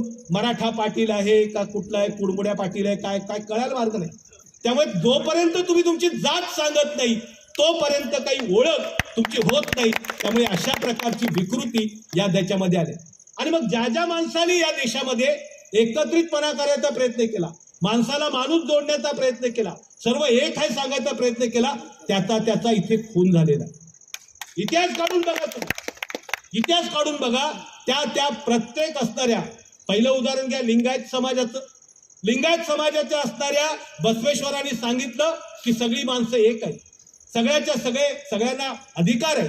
इतकंच काय की या देशातल्या 12व्या शतकातला सगळ्यात पहिला माणूस ज्याने स्त्रियांना धर्मसभेमध्ये स्थान दिलं, अनुभव मंडप म्हणून लिंगायत समाजाचा जी घटना समिती असते, धर्मपीठ असतं, त्या धर्मपीठामध्ये त्यांनी सगळ्यात पहिल्यांदा स्थान दिलं. पण लिंगायत समाजाच्या माणसाचा खून कसा केला गेला? एकाचा खून केला नाही. त्या काळामध्ये कमीत कमी 11,000 शिवशरणांच्या कत्तली केल्या गेल्या. कत्तली केल्या. काय कारण होतं? त्या काळामध्ये तिथे असणारा मागीरस नावाच्या एका मातंग समाजाच्या असणाऱ्या मुलाचं आणि ब्राह्मण समाजाच्या मुलीचा विवाह करण्याचा प्रयत्न लिंगायत समाजाच्या असणाऱ्या यांनी केला, बसवेश्वरांनी केला आणि त्याच्याबरोबर तिथे असणाऱ्या वरिष्ठ असणाऱ्या लोकांनी हवाई उठली की हा धर्म बुडवतोय, धर्म बाटीत झालेला आहे, धर्माचा प्रॉब्लेम झालेला आहे आणि त्या सगळ्यांच्या सगळी कत्तली केल्या गेल्या. तुकारामांचं बघा, संत ज्ञानेश्वरांचं पहा, संत ज्ञानेश्वरांच्या संदर्भात ज्या पद्धतीने छळ केला गेला तो कुठला असणारा असा धर्म असू शकतो का? अशा प्रकारचा धर्म असतो? संत ज्ञानेश्वरांच्या समाधीनंतर उरलेले भाऊ कुठे कसे गेले? कुठलंही तुकारामाचं त्याच्यानंतर कोणाचंही नाव तुम्ही घ्या, ज्यानं या देशामध्ये एकात्मता करण्याचा प्रयत्न केला, या देशामध्ये माणसाला माणूस म्हणून जोडण्याचा प्रयत्न केला, त्यावेळेस त्याचा खून झालेला आहे. मग त्यासाठी तुम्ही पहा की दाभोळकरांचा खून झाला. दाभोळकर काय करत होते? हात नाही, पाय नाही, कुठल्याही पद्धतीचं शस्त्र नाही, एकटा लाल डब्याच्या गाडीने फिरणारा माणूस, कुठेही नाही, 65-70 वर्षाचं वय, आणि त्याचा खून केला जातो. का केला जातो? कारण की तो त्या असणाऱ्या धर्मातल्या अंधश्रद्धांवरती बोट ठेवतो, बुवाबाजीवरती बोट ठेवतो, तिथे असणाऱ्या चुकीच्या प्रथांवरती बोट ठेवतो, म्हणून त्याचा खून करा. या देशातली व्यवस्था अशा छत्तीची आहे. मग या देशातल्या असणाऱ्या ज्याने प्रयत्न केला, शाहू महाराज आहे, शाहू महाराजांना 2 वेळा बॉम्बनी उडवायचा प्रयत्न केला, 2 वेळा. छत्रपती शिवाजी महाराजांचा मृत्यू या देशातला सगळ्यात संशयास्पद मृत्यू मानला जातो. याचं कारण असं आहे की 50व्या वर्षी गुडघे दिखीने मरतो कोण माणूस मरतो का? याचं कारण त्याच्यानंतर छत्रपती शिवाजी महाराजांच्या मृत्यूनंतर जे षडयंत्र केलं गेलं त्याच्यातनं सिद्ध होतं की इथे असे अनेक अण्णाजी पंत होते की ज्यांनी छत्रपती शिवाजी महाराजांच्या विरोधात षडयंत्र केलं होतं. छत्रपती शिवाजी महाराजांच्या विरोधात षडयंत्र करून थांबले नाही, तर संभाजी महाराजांच्या विरोधात सुद्धा त्यांनी त्याच पद्धतीचं षडयंत्र केलेलं आहे. हे मुद्दामून का सांगतोय की आपल्या देशाचं बर्बादी करण्याचं काम या देशातली व्यवस्था करते. आज नवीन फॉर्म्युला मिळालेला. नवीन फॉर्म्युला काय मिळालेला आहे? या देशातले असणारे तुम्ही सगळे तुमच्या अगोदरची लोक बोलतात की 14 नंतर काहीच झालं, 14च्या अगोदर काहीच झालेलं नाही. त्याच्या अगोदर जर आपण पाहिलं तर त्यांनी जर आपल्या घरात पाहावं की काहींची मुलं डॉक्टर झाली आहेत, इंजिनियर झाली आहेत, सिलिकॉन व्हॅलीमध्ये गेलेली आहेत आणि ते इथे व्हॉट्सॲपवरती ही मेसेज पाठवतात अंकल आणि आंटी, आणि त्या पद्धतीचं असणारं पाठवत असतात आणि एकंदरीत संपूर्ण समाजामध्ये द्वेष पसरवण्याचं काम या देशामध्ये चालू असतं. आज या देशातली निवडणूक व्यवस्था निवडणूक आयोग काम करत नाही. या देशातलं न्यायालय जे आहे, न्याय व्यवस्था ती गडबडीत काम करते आहे. या देशातली पोलीस यंत्रणा तुम्ही पहा, पोलीस यंत्रणेच्या संदर्भात की ज्या माणसावरती, ज्या व्यक्तीवरती या देशातल्या असणाऱ्या, राज्यातल्या असणाऱ्या आमदारांचे, खासदारांचे, लोकांचे फोन टॅपिंग करण्याचे आरोप आहे, फोन टॅपिंग केल्या अशा पद्धतीचा आरोप आहे, अशा प्रकारचे प्रमुख रश्मी शुक्ला हे आता आयुक्त आहे DGI मध्ये. तर तुम्ही पाहू शकता की व्यवस्था कशी आहे. म्हणजे एकूणच या काळामध्ये आपल्याला 2 प्रकारे लढायचं आहे. ही परिस्थिती कुठून झाली? त्यांना एक सूत्र मिळालं की या देशातला मनुष्य जो आहे तो धर्माच्या मागे खूप येतो. त्यांनी त्याची टेस्ट घेतली. बाबरी मशीद ही पहिली टेस्ट होती. बाबरा मशीदच्या नंतर या इथे असणाऱ्या लोकांना त्यांना म्हणजे जागा मिळू लागली आणि गुजरात त्याची प्रयोगशाळा ठरली. गुजरातमध्ये ज्या पद्धतीनं दंगली झाल्या आणि या देशातले असणारे 2 प्रमुख असणारे नेते, एक तर तडीपार आहे आणि दुसरा अतिशय मॅसेकर करणारा जो मनुष्य आहे नरेंद्र मोदी, की त्याने हत्याकांड केलं अशा प्रकारचा आरोप त्याच्यावरती आहे. एक फरार तडीपार आहे. असे दोघंच्या दोघं प्रमुख आता देशाच्या राष्ट्रावरती बसलेले. आम्ही स्पष्ट हे मी बोलतोय हे कागदावरती आहे, त्यामुळे मला बोलायचं काय त्याच्यामध्ये काय घाबरायचं कारण नाही. मी अगोदरच सांगितलं तुम्हाला की त्या संदर्भात कुठल्याही प्रकारची भीती मी बाळगत नाही. अशा 2 प्रकारचे लोक काम करत आहेत. त्याच्यातली कट कसा शिरला सांगतो तुम्हाला. गुजरातमध्ये असणाऱ्या सगळ्या उद्योगपतींनी एक बैठक घेतली. त्यांनी सांगितलं की आपल्याकडे उद्योगपती सगळे आहेत आणि धर्माचा फॉर्म्युला आहे. हा धर्माचा फॉर्म्युला आणि उद्योगपती एकत्रित मिळाले की आपण या देशातल्या असणाऱ्या सगळ्या गोष्टी ज्या आहेत त्या आपल्या ताब्यात घेऊ शकतो आणि या देशातल्या लोकांना काही दिवसांनी प्रत्येकाच्या घरात 10 किलो धान्य द्या किंवा 5 किलो धान्य द्या आणि तुम्ही फक्त जगत राहा. या देशातले आता तुम्ही पहा अजून 2024 चालू आहे. 2024च्या याच्यामध्ये आकडेवारी प्रकाशित झालेली आहे की या देशातील 1% भांडवलदारांकडे या देशातली 40% संपूर्ण संपत्ती आहे. या देशातल्या 10% भांडवलदारांकडे या देशातली 70% संपत्ती आहे. आपण खऱ्या अर्थानं त्या पंजाब मधल्या शेतकऱ्यांचं आभार मानलं पाहिजे. आभार याच्यासाठी मानलं पाहिजे की त्यांनी जर समजा त्या 3 कायद्यांना विरोध केला नसता तर आज कदाचित शहापूरमध्ये असणारी भाताची जी जमीन आहे, बाकीच्या ज्या जमिनी आहेत त्याच्यावरती कधी अदानी आणि अंबानीचा 7-12 लागला असता हे तुम्हाला कळालं सुद्धा नसतं आणि तुम्ही उपरे म्हणून राहिले असता. आता सुद्धा परिस्थिती काय, तुम्ही एअरपोर्ट बघा अंबानीचे, बंदरं पहा अंबानीची, मोठमोठे कॉन्ट्रॅक्ट पहा अंबानीचे, खनिजाच्या खाणी पहा अंबानीचे, हायवे पहा अंबानीचे. इतकंच काय, आता इथे कॉरिडॉर बनतायत, स्पेशल ट्रेन बनतायत. त्या स्पेशल ट्रेन सुद्धा येणाऱ्या काळामध्ये रेल्वेचा प्रवास सुद्धा तुम्हाला अदानी ट्रेनमध्ये करायला लागेल. पूर्वी तर ईस्ट इंडिया कंपनी होती, मी या नव्या कंपनीला वेस्ट इंडिया कंपनी म्हणतो. वेस्ट म्हणजे गुजरात वेस्टला आहे, तिथल्या असणाऱ्या ठराविक भांडवलदारांनी या देशाचं वाटोळं करायला घेतलंय. या देशाचे असणाऱ्या अर्थव्यवस्थेचे वाट लागले. या देशातल्या शाळा ज्या आहेत 62,000 शाळा विकण्याचा घाट घातला जातो. 62,000 शाळा ज्या ठिकाणी गोरगरीब लोक शिकतायत त्याचा समूह नियोजनाच्या खाली त्या ठिकाणी त्याला विकून टाकायचे आणि गोरगरिबांचं शिक्षणच हिसकवायचंय. शिक्षणाची पॉलिसी बदलली जाते. नवी NPA येते, न्यू एज्युकेशन पॉलिसी येते. न्यू एज्युकेशन पॉलिसी म्हणजे काय, कुंभारानं कुंभाराचं काम करायचं. पूर्वी 12 बलुतेदारीची होती, त्या पद्धतीची कुंभारानं कुंभाराचं काम करायचं, शिंप्यानं शिंप्याचं काम करायचं, लोहारानं लोहाराचं काम करायचं, मांगानं मांगाचं, चांभारानं चांभाराचं, महारानं महाराचं, असं काम करायची शिक्षण पद्धती म्हणजे नवीन शिक्षण पद्धती आहे. तुम्ही व्यवस्थित त्याचा अभ्यास करा. अनेक तत्ववेत्त्यांनी त्याच्यावरती पुस्तकं लिहिलेली आहेत. त्यामुळे त्या व्यवस्थेतून आता नवीन जी व्यवस्था येते ती अशाच प्रकारची आहे. तुम्ही पहा की आज समजा एखाद्या कुंभाराचा मुलगा डॉक्टर झाला असेल, इंजिनियर झाला असेल, एखाद्या शिंप्याचा पोरगा, एखाद्या असणाऱ्या कुंब्याचा पोरगा कुठेतरी अमेरिकेत गेला असेल, तर ही जी पद्धत आहे, ही जी आहे ह्या भारतीय राज्यघटनेमध्ये शक्य झालं. नाहीतर पूर्वीच्या काळामध्ये काय होतं, पूर्वीच्या काळामध्ये कशा प्रकारचा जातीभेद जाता. तुम्हाला एक सांगतो की जातीभेद इतका मोठा होता की कुंभारांमध्ये सुद्धा 2 जाती होत्या. 2 जाती कुठल्या की थोर चक्के कुंभार आणि लहान चक्के कुंभार. लहान चक्के कुंभार आणि थोर चक्के कुंभार हे एकमेकाशी रोटीबेटीवर करत होते. म्हणजे अशा प्रकारचा जातीभेद या इथल्या व्यवस्थेनं आपल्या डोक्यामध्ये टाकलेला आहे. माझं असं म्हणणं आहे की हा देश चालवणं हे माणसाचं काम आहे. तुम्हाला देव का सांगितला जातो, कारण की तुमच्यामध्ये श्रद्धा आली पाहिजे. श्रद्धा आली की तुम्हाला देवाचा विचार आला पाहिजे. मग देवाचा विचार आला की काय सांगतात, मी इथे गरीब का आहे, मी गरीब याच्यासाठी आहे की मागच्या जन्मात काहीतरी माझं कर्म चुकलं असेल, माझं प्रारब्ध असेल म्हणून मी गरीब आहे. माझ्या मागच्या जन्मात काहीतरी पाप घडलं असेल त्यामुळे मी गरीब आहे. हा विचार तुम्हाला सुचवला जातो. मग तो बैठकीतून सांगितला जातो, तो स्वाध्यायातून सांगितला जातो, तो वेगवेगळ्या प्रकारचे काळे निळे कपडे घालून येणाऱ्या बाबाबुवांतून सांगितला जातो. याचं कारण असं आहे की तुम्ही व्यवस्थेच्या विरोधात करू नये.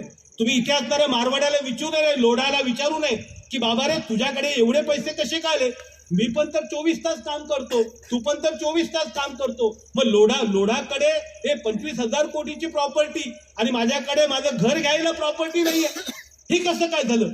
तुम्ही हे प्रश्न विचारू नये. तुमच्यातला विद्रोह मारून टाकला पाहिजे. तुमच्यातला असणारा प्रश्न विचारायचा मारला पाहिजे. म्हणून धर्माचा प्रसार करायचा की बाबा रे तू गरीब आहे कारण देवाने तुला कसं ठेवलंय, तू त्याच्या पद्धतीतच राहा. कारण की पण तुम्हाला देवाने गरब ठेवलेलं नाहीये, तुम्हाला ठेवलंय या सरकारने गरब ठेवलेलं आहे, या देशातल्या राज्यकर्त्यांनी गरब ठेवलंय. तुमचं शिक्षण कोणी हडप केलं असेल तर या इथे असणाऱ्या शिक्षण सम्राटांनी केलंय, त्यांना जाब विचारला पाहिजे. तुमच्या देशात तुमच्या याच्यामध्ये जर समजा रस्ते होत नसतील तर इथल्या नगरपालिकेला विचारलं पाहिजे. तुमच्याकडे जर समजा शेतीला व्यवस्थित पद्धतीने पाणी मिळत नसेल तर या ठिकाणी असणाऱ्या तहसीलदाराला विचारलं पाहिजे. तुम्ही ते प्रश्न विचारू नये, तुम्ही गप्प राहावे. म्हणजे अशा पद्धतीने हे तुम्ही देवाच्या भजनी राहावे, तुम्ही देवदेव करत राहावं. देवाला काही गरज नाही तुम्ही एकदा नमस्कार करा किंवा 100दा नमस्कार करा. देव उलट वैतागतो, रोज रोज येऊन काय नमस्कार करतो, त्याच्यापेक्षा तू जाऊन काम कर बाबा, एखाद्याचं भलं कर. गरीब असेल त्याला कपडा दे, शिक्षण नसेल त्याला पुस्तकं दे, त्याच्याकडे काय नसेल कशाला फुकटमध्ये येऊन बाहेर का घंटा हलवतोय. तुला मी बुद्धी दिली आहे, तुला पंचेंद्र दिले आहे, तुला डोळे दिले आहेत, तुला सगळं दिलंय, त्याच्या संदर्भातलं काम कर ना. नाही तर काही लोक सांगतात की इथे टिळा लावला साहेबाचा की बिलकुल एकदम सगळं बरंच्या बरं होऊन जातं. असं काही कुठे झालेलं माझ्या याच्यात नाहीये. मग जेव्हा कोविड आला होता, कोरोना, तेव्हा हे सगळेच्या सगळे बाबा बुवा कसे पिळ्यात घुसून गेले होते, तेव्हा अगदी 15 फुटावून सांगायचे की नको नको कोरोना चालू आहे, तिथूनच नमस्कार कर, मला पावला इकडे येऊ नको तू. त्यामुळे गंमत अशी आहे की आपल्याला देवाचं ध्यान लावू. देव असेल, शक्ती असेल, काय असेल, ज्याचं त्याचं भारतीय राज्यघटना प्रत्येकाला आपल्या उपासनेचं स्वातंत्र्य देते. त्याच्या पद्धतीने ज्याच्या स्वतःचा आत्मशोध घेण्याचं, स्वतःच्या असणाऱ्या वेगवेगळ्या पद्धतीच्या काम करायचं किंवा विचार करायचं स्वातंत्र्य आपल्याला देतं. ते प्रत्येकाने करावं. ध्यान करता काय करता ते तुमच्या स्वतःसाठी असतं. पण अशी बंडलबाजी, जसा तो बागेश्वर महाराज मेंटॅलिटीचं सांगतो, तो बागेश्वर महाराज पण असा एक नंबरचा लबाड आणि बदमाश आहे. त्याची हिंमत नाही आहे. महाराष्ट्रात त्याला आम्ही आव्हान दिलेलं आहे, आमचे मित्र श्याम मानव, की त्याने यावं, त्याने सांगावं, दाखावं. आम्ही त्याला 10 लोक सगळ्यांच्या समोर ठेवतो, पण तो हरामी, तो गांडू येत नाही इकडे. त्याची हिंमत नाही आहे. कारण की महाराष्ट्रात तो का आवाज स्वीकारत नाही, कारण की महाराष्ट्रात जादूटोना कायदा आहे. जादूटोना कायदा आहे, त्यामुळे तो स्वीकारत नाही. इथे तो तिकडे जाऊन बडबड करतो, मैं तयार हूं, मैं ये हूं, मैं वो हूं. आणि त्याचा एक व्हिडिओ आहे की तो अछूत, अरे तू अछूत आहे बोलताय बाहेरचे. अशा प्रकारचे महाराज असतात, अशा प्रकारचे गुरु असतात, अशा प्रकारचे वेगवेगळ्या अशी लोक असतात या देशामध्ये. वारंवार तुम्हाला एका बाबासाहेब आंबेडकरांनी स्पष्टपणे सांगितलं होतं, तुमच्या देशात तुमचे 2 शत्रू आहेत आणि हे सगळे लोक सांगतायत. एक म्हणजे ब्राह्मणशाही आणि दुसरं म्हणजे भांडवलशाही. या 2 शत्रूंना हटवा. ब्राह्मणशाही म्हणजे ब्राह्मण माणूस नाही, ब्राह्मण जात नाही. अनेक ब्राह्मण, निखिल वागळे आमचे ब्राह्मण आहेत, आमचे अनेक मित्र ब्राह्मण आहेत. त्यामुळे तसं बाबासाहेब आंबेडकर सुद्धा स्पष्टपणे म्हणते. बाबासाहेब आंबेडकरांच्या जीवनातला किस्सा आहे, तुम्हाला तो नक्की लक्षात ठेवला पाहिजे. ज्या वेळेस बाबासाहेब आंबेडकरांनी चौदार तळ्याचं आंदोलन सुरू केलं, त्यावेळेस मराठा समाजाचे आणि बहुजन समाजाचे अनेक नेते जे दिनकरराव जवळकर आणि अनेक लोक डॉक्टर बाबासाहेब आंबेडकरकडे आले. बाबासाहेब आंबेडकरांना सांगितलं की बाबासाहेब, आम्ही अगदी सगळ्या ताकदीनं सगळा समाज तुमच्या बाजूने उभा राहतो ह्या चौदार तळ्याच्या आंदोलनामध्ये. फक्त तुमच्यासोबत जे ब्राह्मण आहेत, ते सहस्त्रबुद्धे अमकं ते वगैरे, त्यांना तुम्ही बाजूला काढा आणि मग आम्ही तुमच्या आंदोलनात येऊ. डॉक्टर बाबासाहेब आंबेडकर सांगितलं की ब्राह्मण नावाच्या व्यक्तीला माझा विरोध नाहीये, जातीला विरोध नाही, ब्राह्मण ही प्रवृत्तीला विरोध आहे. मग ब्राह्मण महार पण असू शकतो, ब्राह्मण मराठा पण असू शकतो, ब्राह्मण मातंग पण असू शकतो, ब्राह्मण कैकाडी पण असू शकतो. कारण ब्राह्मण ही प्रवृत्ती आहे दुसऱ्याकडे द्वेषानं पाहायची, विषमता करण्याची, शोषणाची. त्यामुळे त्या पद्धतीच्या लोकांना त्यांनी विरोध केला होता. हे डॉक्टर बाबासाहेब आंबेडकरांनी त्या काळामध्ये मनुस्मृती जाळली, ती स्वतःच्या हाताने जाळली.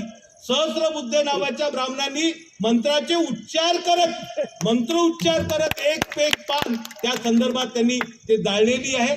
आणि त्या निमित्तानं, कारण की या देशातल्या लोकांचं असं म्हणणं होतं की या देशामध्ये अशा प्रकारचं संविधान अस्तित्वात आहे. त्यामुळे ह्या सगळ्या गोष्टींचं आपल्याला एवढं जरी कळालं की आपण आपल्या देशामध्ये जोपर्यंत या देशातल्या काही लोक असं म्हणतात की मुसलमानांच्या विरोधात त्यांनी काही बोलले की लगेच लोकांना आनंद होतो. मी तुम्हाला स्पष्टपणे सांगतो, RSS हे मुसलमानांच्या विरोधात नाही आहे, तो त्यांचा चेहरा आहे, मुखवट. ते खऱ्या अर्थानं एकदा सगळे मुसलमान जर निघून गेले तर त्यांचं काय होणार आहे? ते काय परत चांगले राहणार आहेत का?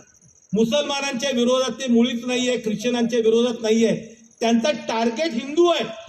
हिंदू टार्गेट कसं काय की मुसलमानांचं काम दाखवलं की हिंदू एकत्र होतो, हिंदू एकत्र झाला की आपल्याला 1 गठ्ठा मतं मिळतात, 1 गठ्ठा मतं मिळाली की आपण निवडून येतो आणि निवडून आले की आपल्याला देश विकायला मिळतो. हा जोपर्यंत ज्याला हा फंडा समजतो त्याला त्याचा मेंदू जागृत होतो. त्यामुळे ते मुसलमानांच्या वगैरे विरोधात असल्याचं ते ढोंग करतात. याचं कारण असं आहे की असा कुठल्याही प्रकारचा, तुम्ही पाहा ना, असं असतं तर भारतीय जनता पक्षाच्या अनेक लोकांचे जावई मुसलमान आहेत, त्यांचे नातेवाईक मुसलमान आहेत, अनेकांच्या मुली मुसलमानांना दिले. असं असतं तर कसं काय चाललं असतं?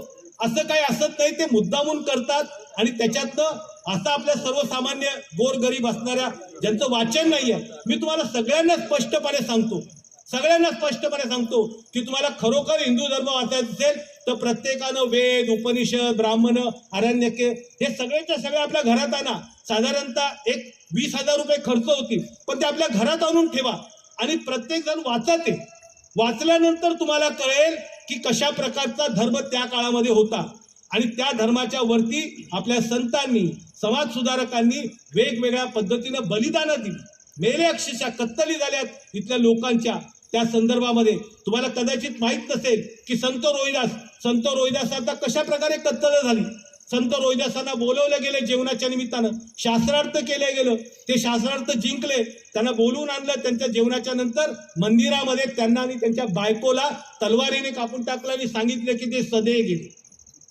अशा पद्धतीनं म्हणजे खोट्या कहाण्या तर इतक्या खोट्या रचतात ते, त्या सगळ्या आपल्याकडे कहाण्या रचण्यामध्ये नाही का भारतीय धर्मापेक्षा कुठला धर्म असण्याचं कारण नाहीये. अशा कुठल्याही महापुरुषाला मारून टाकायचं आणि त्याच्या नावावरती तुम्ही पहा ना, महात्मा गांधींना मारून टाकलं आणि आता संघाच्या प्रातस्मरणी याच्यामध्ये महात्मा गांधी बसलेला. ते म्हणतात आम्ही तो महात्मा गांधीची पूजा करतो. जे लोक तिरंगा, घरघर तिरंगा बोलतात, त्यांच्या कार्यालयावरती 2001 पर्यंत तिरंगाच लागत नव्हता, ते आम्हाला तिरंगा सांगतात. कुठल्या प्रकारचा ढोंग धतुरा करताय. त्यामुळे या देशातल्या व्यवस्थेच्या विरोधात आपण उभं राहिलं पाहिजे. पण हे सगळं केलं तरी अजून एक गोष्ट राहिलेली, या देशातल्या मतदान जोपर्यंत बॅलेट पेपरवर होत नाही तोपर्यंत या असणाऱ्या 2 राक्षसांना आपण हटवू शकत नाही.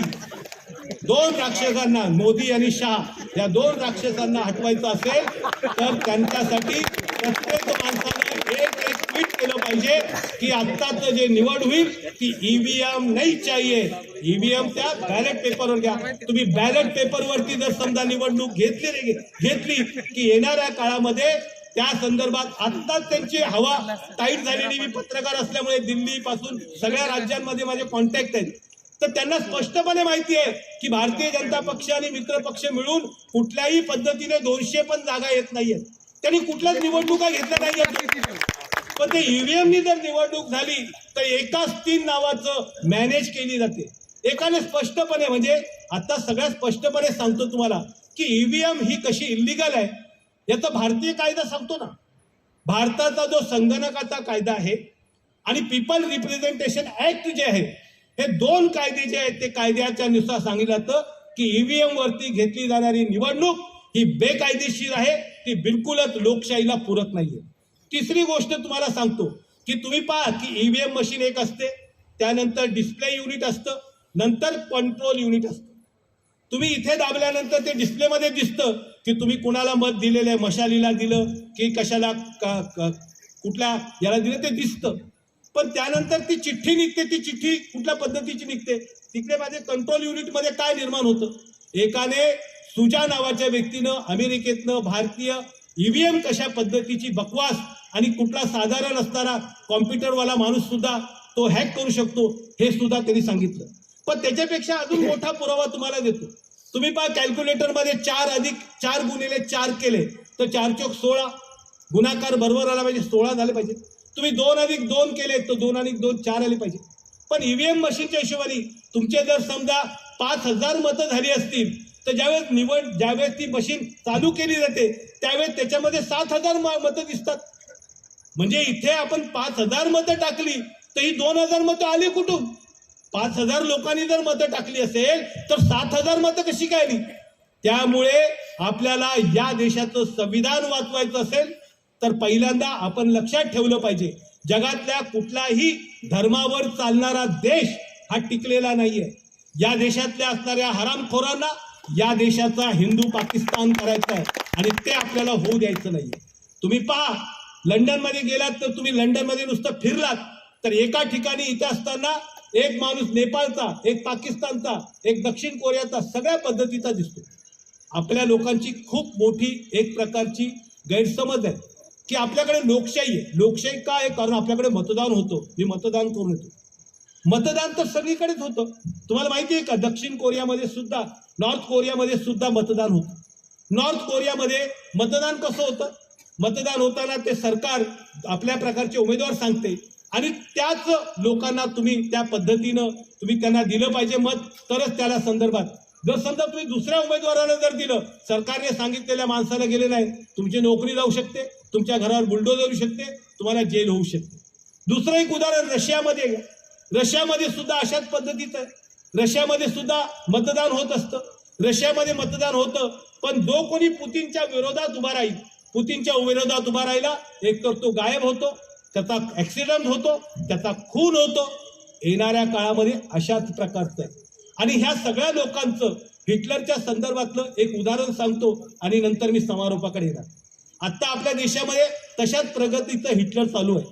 हिटलरने काय झालं की त्याचं रशियाबद्दलचं युद्ध चालू होतं आणि रशियामध्ये जर्मनीचं रशियाबद्दल युद्ध चालू असताना त्या ठिकाणी हिटलर हरला. तिथल्या त्या सेनापतींनी सांगितलं की आपण हरलेलो आहोत. तो म्हणाला गप, बिलकुल बोलायचं नाही. म्हणे का बोलायचं का नाही? ते म्हणे सगळ्या रशियामध्ये, सगळ्या जर्मनीमध्ये नाही का दिवाळी साजरी करा आणि घोषित करा की आपण रशियावरती विजय मिळवलेला आहे, आपण जिंकलेलो आहे. ठिकठिकाणी चौकामध्ये मोठमोठ्या प्रकारचे उत्सव साजरे करा. आणि त्या काळामध्ये जर्मनीमध्ये खऱ्या अर्थानं हिटलरने सांगितलं, लोक ऐकत होते आणि लोकांनी तिथे उत्सव साजरा केला. म्हणजे आपण आपल्या असणारा मेंदू गहाण ठेवून ज्यावेळेस राहतो, तुमचा मेंदू ज्यावेळेस हॅक केला जातो, तो हॅक केल्याच्या नंतर अशा पद्धतीचं वेडपटपणाचं काम आपण करत असतो. आता इथे सुद्धा तिसऱ्यांदा तुमच्याकडे स्वतःची नोकरी मागण्यासाठी लोक येणार आहे 5 वर्षासाठी. हे नोकर आहेत, आमदार, खासदार, MP, पंतप्रधान, राष्ट्रपती, हे सगळे लोक जी आहेत ती देशातल्या नागरिकांचा आपला देश आहे. हा भारतीय, आम्ही भारतीय लोक, हा देश आम्ही चालवतो. आम्ही आमच्या कामात असतो, कोणी शिक्षक असतो, डॉक्टर असतो, इंजिनियर असतो. आम्हाला वेळ नाहीये म्हणून आम्ही आमदार, खासदार, बाकीचे सरपंच, नगरसेवक वगैरे नेमतो. ते 5 वर्षांनी पुन्हा एकदा तुमच्याकडे लायसन रिन्यू करायला येणार. मी मध्यंतरी प्रशांत किशोरांशी बोललो. प्रशांत किशोर आता सध्या बिहारमध्ये फिरतायत. प्रशांत किशोर म्हणाले की आपल्या लोकांना सगळे प्रश्न कळतात. बोला की किरण जी यार आप गलत समझते हो, हमारे लोगों को सारे सवालात मालूम है. बोले फिर क्या हुआ? बोले देखो अभी मैं हर 2-3 किलोमीटर के बाद जाता हूँ और वहां पे लोगों को पूछता हूँ कि क्या समस्या है. तो बोले यहाँ स्कूल नहीं है, या पानी नहीं है, या अस्पताल नहीं है, यहाँ पे ठीक से जाने के लिए सड़क नहीं है. सब सारे सवाल लोगों को मालूम होता है, सब सारे सवाल मालूम होते हैं. लेकिन जब चुनाव आता है तो कोई भगवान के नाम पे वोट देता है.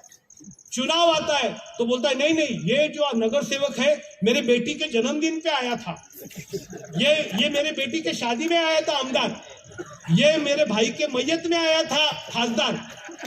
तो ये जब तक जेव्हा कधी तुमच्या याच्यामध्ये की बाबा आपल्यासाठी हा आमदार, हा खासदार, हा नगरसेवक हॉस्पिटलसाठी काही करतोय का रे बाबा, माझ्या शाळेच्या शिक्षणासाठी काही करतोय का रे बाबा, या देशातल्या असणाऱ्या वैज्ञानिक गोष्टीसाठी काही करतोय का, आपल्या सगळ्या लोकांना शरम वाटावी अशा प्रकारच्या आपण देशात राहतोय. स्वातंत्र्याच्या 1947च्या नंतर आपल्या देशात एकही विज्ञानातलं भारतामध्ये संशोधन करून या ठिकाणी विजय मिळून असा एकही वैज्ञानिक या देशात झालेला नाही की ज्याला नोबेल पुरस्कार मिळालेला असेल. आपल्याला शरम वाटली पाहिजे. 140 कोटींचा देश आहे, 140 कोटींचा देश, आणि आपल्याकडे एकही नाही. ते जर अमेरिकेकडे पाहिलं तर 450, जर्मनीकडे पाहिलं तर 200, जपानकडे पाहिलं तर 121 एवढे नोबेल पुरस्कार विज्ञानातले. आपल्या देशातनं दुसरीकडे जाऊन तिथे अभ्यास करून तिकडे अमेरिकेत जाऊन नोबेल पुरस्कार मिळालेले 2 सायंटिस्ट आहेत. पण भारतातच संशोधन केलं, भारतातच शिकले. आपल्या देशातलं शिक्षण सुद्धा किती कसपटा समान आहे किंवा थर्ड क्लास आहे हे तुम्हाला सांगतो की देशातल्या असणाऱ्या 200 युनिव्हर्सिटीमध्ये भारतातली एक पण युनिव्हर्सिटी नाही, एक पण युनिव्हर्सिटी नाही देशातली. 200 युनिव्हर्सिटी आहेत. 200 जगामध्ये जेवढ्या युनिव्हर्सिटी आहेत 1000, 2000, 3000 त्यातल्या 200 पहिल्या युनिव्हर्सिटीमध्ये भारताची एक पण युनिव्हर्सिटी नाही. अशा प्रकारची परिस्थिती. आपल्या देशातल्या असणाऱ्या सर्वसामान्य माणसाचं दरडोई उत्पन्न किती आहे? साधारणतः 35 ते 40 हजार. ज्या देशामध्ये 80 स्वतः सरकार सांगतं की 80 कोटी लोकांना आम्ही धान्य देतो, ज्या देशामध्ये 80 कोटी लोकांना धान्य द्यावं लागत असेल तो देश विकसित कसं समजायचा? ज्या लोकांचं कसं समजतंय? त्यामुळे या देशामध्ये नव्या पद्धतीनं माणसाला माणूस जोडून त्याचा धर्म जात न बघता तो माणूस आहे, तो देशासाठी काम करतोय. नगरसेवक आला, आमदार आला, खासदार आला, त्याला विचारा माझ्या मुलाची फी MBAची 40 लाख कशी काय झाली? MBAची फी 40 लाख. MBA डॉक्टर बनायचं असेल तर 1.5 कोटी, 25 लाख, 30 लाख. आणि या देशातलं असणारं 9% उच्च शिक्षण जे आहे ते सरकारी जागा आहेत आणि उरलेल्या 91% जागा ज्या आहेत त्या सगळ्या खाजगी लोकांकडे, सगळ्या भांडवलदारांकडे. आणि ते दरवर्षी पैसे फक्त हडपत असतात आणि आपण त्याच्यावरती आवाज उठत नाही. आणि भारतीय राज्यघटना आपल्याला सांगते की सगळ्यांना समान आणि मोफत शिक्षण दिलं पाहिजे. देशातले असणारे अनेक, इस्रायल सारखा छोटा देश आहे, PG to KG, KG to PG हे सगळं शिक्षण मोफत दिलं जातं. या देशाचा विकास का झाला? या देशाचा विकास याच्यासाठी झाला की जपानच्या लोकांनी सुरुवातीला आपल्या अर्थव्यवस्थेचा 78% भाग जो आहे तो शिक्षणावरती खर्च केला. अमेरिकेने 68% केला. आपल्या देशातला भारत किती टक्के खर्च करतो? 2.25%, 3.25% एकूण असणाऱ्या अर्थसंकल्पाचा करत असेल तर मग ते शाळा विकणार, शिक्षकाला देशोधडी लावणार. शिक्षक सेवक म्हणून काम करतात लोक. एक मनुष्य होता, तो आता अयोध्येला जाऊन आला, शिक्षक सेवक होता. अरे म्हटलं बाबा, तू ज्यासाठी अयोध्येला गेला, राम तुला भेटला, तर त्याला सांगायचं होतं कमीत कमी ही शिक्षक सेवक या योजना तरी कट कर आणि मला कायमचा शिक्षक कर. म्हणजे अशा पद्धतीनं वास्तविकता धर्म हा आपल्या श्रद्धेचा विषय, धर्म हा आपल्या आत्मिक विकासाचा गोष्ट आहे. धर्म हा आपल्या असणाऱ्या वेगवेगळ्या पद्धतीच्या देव धर्म हा आपला वैयक्तिक गोष्ट आहे. त्याला या लोकांनी बाजारात आणलेला आहे आणि बाजाराच्या मागे, रामाच्या मागे झासाराम बसलेला आहे. तो झासा देण्यासाठी सामने राम रखने का, पाठीमागे झासाराम. आणि ह्या झासाराम पासून जर खऱ्या अर्थानं तुम्हाला असेल आणि खऱ्या रामाच्या पाहायचं असेल तर या देशातल्या असणाऱ्या वेगवेगळ्या प्रश्नांकडे पहा. या देशातले असणारी लोक लढतायत. वास्तविकता आम्ही गोदी मीडिया वगैरेचा विचार नाही करत. आणि या देशामधल्या इतके लोक जागृत आहेत. आज काशीनाथ तिवरे साहेबांनी इथे बोलवलं. वास्तविकता काशीनाथ तिवरे साहेब इतकं चांगलं बोलतायत तर त्यांना मला आश्चर्य असं वाटलं की मला कशाला बोलवलंय. इतका त्यांचा अभ्यास जास्त असताना त्यांनी इतक्या चांगल्या पद्धतीनं इथं भूमिका मांडलेली आहे. छोट्या माणसांनी, प्रत्येक माणसाने फक्त 10 माणसांना सांगितलं तर मला असं वाटतं की येणाऱ्या काळामध्ये हा झासाराम परत आपल्याला झासा देऊ शकणार नाही. या देशामध्ये बदल झाल्याशिवाय राहणार नाही. कारण मी गल्ली बोळात जातोय, मी राज्यात जातोय, मी वेगवेगळ्या प्रकारच्या जिल्ह्यांमध्ये येतोय. प्रत्येक माणसामध्ये असंतोष आहे, प्रत्येक माणसामध्ये असंतोष आहे. अहो, गॅस महाग झाला तो काय फक्त मुसलमानांसाठी झालाय का? हिंदूंसाठी पण झालाय. बेरोजगारी निर्माण झाली आहे तर फक्त मुसलमानच बेरोजगार झाले का? त्यांनी त्यांचे स्वतःचे रोजगार निर्माण केले. टायर करो, ये करो, वो करो, त्यांची वेगळी रोजगार यंत्रणा आहे. तर तुमच्या मुलांच्या प्रश्नाचं काय? या ठिकाणी नोकऱ्या उपलब्ध नाहीयेत. आज तुम्हाला खरं अर्थानं मला एक अतिशय वाईट गोष्ट वाटली की MA इकॉनॉमिक्स झालेला फर्स्ट क्लास मधले मुलगा, MA इकॉनॉमिक्स फर्स्ट क्लास, काम काय करतोय? 9,000 वरती सुरक्षा रक्षक म्हणून काम करतोय. बदलापूरला जाऊन बघून ये. डॉक्टर म्हणून झालेला, MBBS झालेला तरुण नवीन लागलेला काम करतोय सेंट्रल हॉस्पिटल किंवा कुठल्या ठिकाणी 30,000 किंवा 40,000 मध्ये. तुम्ही पहा खाजगी रुग्णालयांमध्ये 20,000 15,000 मध्ये BMS डॉक्टर काम करतायत. एक असतो तिच्यामध्ये MBBS MD आणि बाकीचे सगळे BMS असतात. 10,000 15,000 20,000 मध्ये काम करणारे. हे सगळेच्या सगळे आपली आरोग्य यंत्रणा, आपली शिक्षण यंत्रणा.